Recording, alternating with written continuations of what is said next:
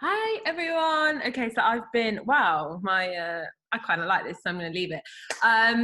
I've been down the crazy rabbit hole today. I love digging deep, diving deep. I don't like to just sort of be this works and sticking to it. I love to know the mechanics behind it. I love to continually dig deeper. I've been down the quantum physics rabbit hole, which I love quantum physics. I'm no scientist, but I've like read bits on it in my time. Mostly when I was like focused on twin flames. I looked a lot into quantum entanglement and things like this. So when it comes to everyone is you pushed out, none of us really know, right? What okay, now it's starting to go. When it comes to everyone is you pushed out, I'm just gonna leave that there. When it comes to everyone is you pushed out, there's a few different scenarios that could be in how we can create everything we desire and still engage with our reality and have a part of the one consciousness and interact with other parts of the one consciousness. Now, there's the idea that only we're here and only our consciousness is alive, and everything we experience is kind of like a hologram. Then there's the one that we all sort of function as like a one source, and we all engage and interact and manipulate one another within the one kind of like field. Or there's infinite possibilities, and every time we kind of like make a decision or have a thought, a new timeline is created, and there's infinite timelines, and we're just connecting to a timeline. So we connect to like a version of our SP or to the job that we want in that timeline, and then another one exists where we don't have it. So I've been looking at quantum physics and down the rabbit hole. Do excuse me, because I'm like a real beginner when it comes to quantum physics. So I'm sure lots of you will know more than I do on the topic, and maybe we can open up a discussion on it. But there's some really interesting points, and if I get it wrong, I do apologize. I got here from Hugh Everett, who had the multiverse theory.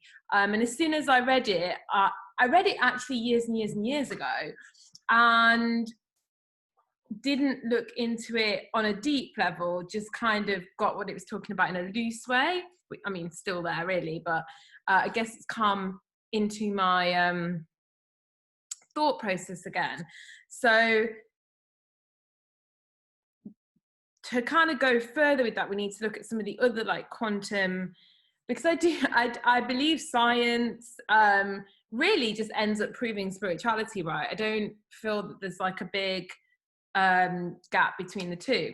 So we can start with the double split experiment. So somebody put a particle and had like the two slits. And what they found is that the particle takes a journey as a superposition of all its possible interjectories. So basically it goes through both slits simultaneously and then ends up at the other side. So it simultaneously takes all possibilities, and when it arrives, it kind of like throws out all of its history between launch and landing.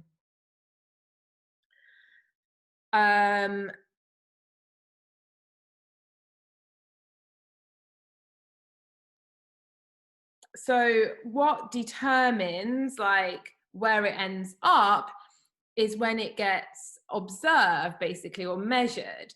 So we could say, and everyone is you pushed out, that the double slit is kind of the same theory, that there's all these possible outcomes coexisting, and we sort of like end up coming to one that's the most likely outcome from all the other possibilities that are experienced. So like, say you're having like 100 thoughts, it will pick the one that is thought the most or the most likely, and it will collapse into that singular timeline.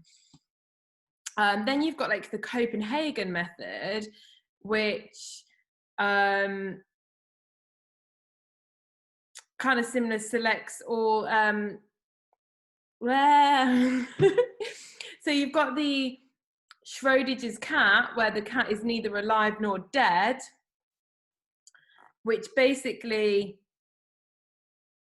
someone will experience a dead cat and someone will experience a live cat, and it's totally dependent on their kind of belief system, if we're tying this into everyone is you pushed out. So both realities exist. So the double slit, like something's formulated as a sort of reality for everybody. Then you've got the idea that both realities exist, and it just depends on the viewer and the observer, and all the history in the past of the one that you don't see as a final outcome is eradicated, and you don't see the other possibilities. And then you've got Hugh Everett, which is the multiverse, and he suggests that every time we have like a thought or a new particle interacts, it creates like a new multiverse, a new dimension, new parallel reality or whatever. So there's just infinite, and I mean, you could just not even count, you know, it's beyond fathomable how many realities would exist. And this would align to the idea that all the different realities all exist simultaneously, and we're just like aligning with our thought processes. Well, we're not even aligning, we're just thinking new thoughts, and a new one spins out. Whereas the other is more like we're thinking all these thoughts, and then they kind of like collapse space to come to one reality, and then the middle one is that we have all these thoughts and they're collapsed to one reality by like a higher choice. So all these thoughts are thrown out, and then it's like the universe kind of like throws a dice. And they all really, this is like going to be such a science beginner video, and everyone's going to say you got something wrong. But yeah, go and do some research on these things, because I find it really, really fascinating. I'm always wanting to understand, you know, how this works, and, you know, the reality from my own kind of intuitive feeling.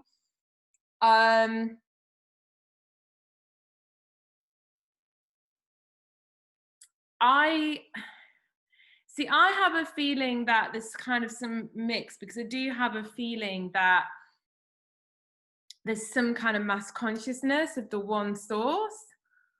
But then every person has their own experience within that. So there can be coronavirus, but everyone's experience will be completely different, to the point where in some people's reality, it just doesn't even really exist. However, obviously, when you then go and you look at different planets and different star seeds and things like this, then you have to kind of go step outside of that, because obviously they're not experience coronavirus. I don't have all the answers for sure. I'm definitely still trying to work it out.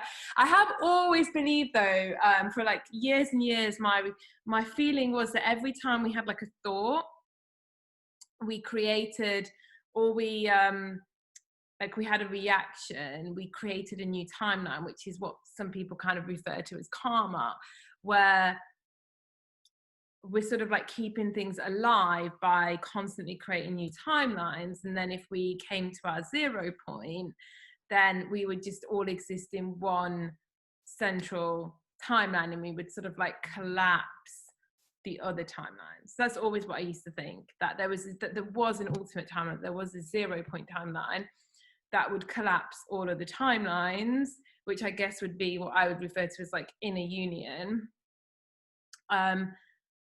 which maybe is the point that there's the one consciousness in everybody that exists, and all the other points of consciousness are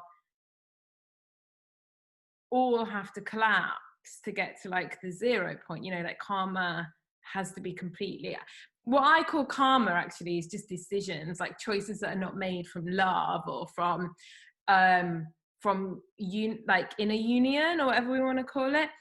I don't know is the truth, but I wanted to open up the discussion, see if anyone else has kind of like gone down the quantum, because I don't see very much crossover actually, because I'd like to get more into quantum physics, but then at the same time I obviously have like a big spiritual experience and, you know, intuition and a lot of crazy out of body experiences, and I've seen a lot of things.